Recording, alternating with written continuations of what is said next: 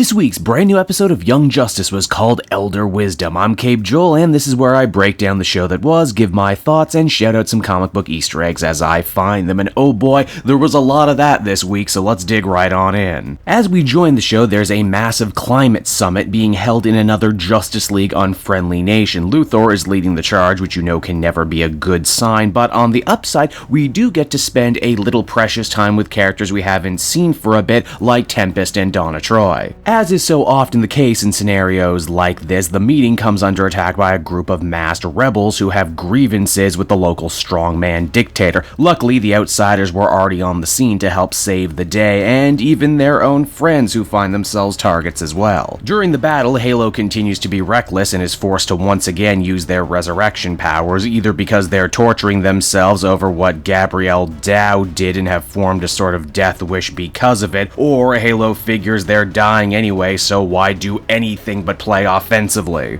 This was also El Dorado's very first mission with the Outsiders, and he came rocking a brand new slick costume. For those who don't know, El Dorado, along with several other heroes, made their debut not in the comics but in the Super Friends cartoon show as part of a big push to integrate and diversify DC's superhero universe back in the 80s. A good idea in theory that hit more than a few stumbling blocks. Most of these characters were very slow to integrate into the actual comic books, either because they were seen as super corny as part of Super Friends, or because calling the Japanese one samurai and the native one Apache chief really seemed like boiling them down to just their races. Now, while the team had everything under control and victory was almost certainly within grasp, it's the Flash who ends up coming in and making the big save, which he was only able to do because Luthor got the local government to stand down. Lex takes this opportunity to once again get control over the media narrative, painting the Outsiders as a group of rowdy teens who needed to be saved by adults. This leads to a very hard-working gag wherein Bart Allen has to keep reminding people he was fine, he had it under control. Naturally, as we find out later, the rebels were real, including Leah Briggs, aka Looker, another character from the Outsiders' rich comic book history, but the attack itself was manufactured by Lex, a smokescreen that would have allowed him to assassinate his UN rivals, Donna and Garth. But now that that's not happening, he'll have to settle for roasting the Outsiders in the court of public opinion. In fact, as a master manipulator and puppeteer of the American people, Luthor takes it very personally that these kids are challenging him in a realm that has always been his own. And that if the kids aren't going to be scared of him, maybe their parents will be, thus the elder part of Elder Wisdom, but we'll get to that in a minute. The episode's big emotional through line once again involves Violet. Den Mother Megan worries about their recent behavior, and Halo starts to wonder if they should perhaps come clean to Brion with the little time Halo might have left. Of course, it's not just Brion who learns the harsh truth of what Gabrielle had done, but Tara too.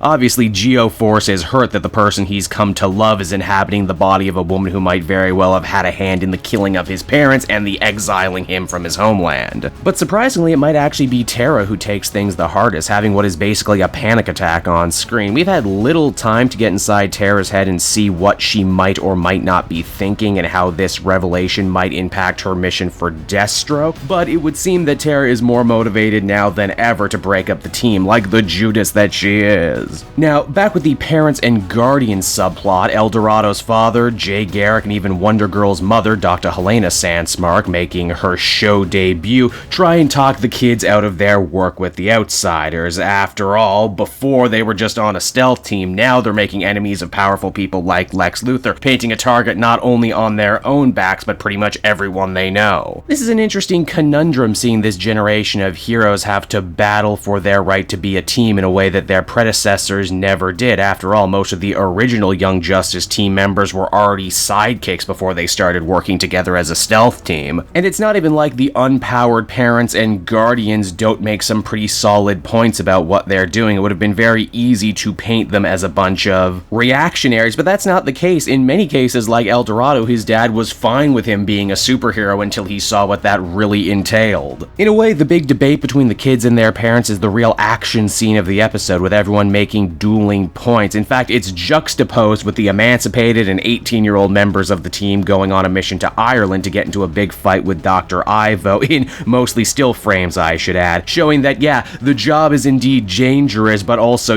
really needs to get done. Kid Flash and Jay Garrick, the Golden Age Flash, also get a really standout moment this episode too, with Bart feeling that Jay is probably feeling all the more protective of him right now after losing his wife. But that, hey, nothing stopped him as a young man from fighting crime as the Flash, and that, well, it would be wrong to try and stop Bart from doing the same. With the Outsiders intact and once again big heroes on social media, everything comes to a head on the G. Gordon show as Lex tries to rally support for, get this, a superhuman registration initiative, basically the Superhuman Registration Act from Civil War and Marvel Comics. He gets shut down rather quickly, though, in an embarrassing on-screen defeat. Speaking of Lex this season, I've been putting it off, but between his talks about putting his company in trust a few episodes back and him calling the Outsiders sad, I think it's hard to deny which American political figure he's taken after these days. Taft, William Taft. Which, if you know your comic history, actually makes a ton of sense considering John Byrne based his version of Lex off a certain heartless New York real estate tycoon who got into politics, and Lex's president was a thing that totally happened in comics, but there, it was really more of a dig against the Bush administration. Now, Lex ends up losing a lot of face on TV, in no small part to the fact that G. Gordon turns on him, a surprise as the new god in disguise has been cheerleading everything the Light has been doing from the get-go. Gordon says Lex is taking things too far and that his fight with the Outsiders has gotten personal, something that's going to cost everyone in the long run. It's a real power move that reminds us the bad guy pecking order here, with Darkseid and his people above everyone else. The real bombshell stuff is saved for the last minutes, though, when we discover that Batman and his group have once again been manipulating the Outsiders' success behind the scenes. You see, the threat in Ireland was real, but the inciting incident was fake. Basically, Batman acted just like Lex did in the beginning, even quoting him,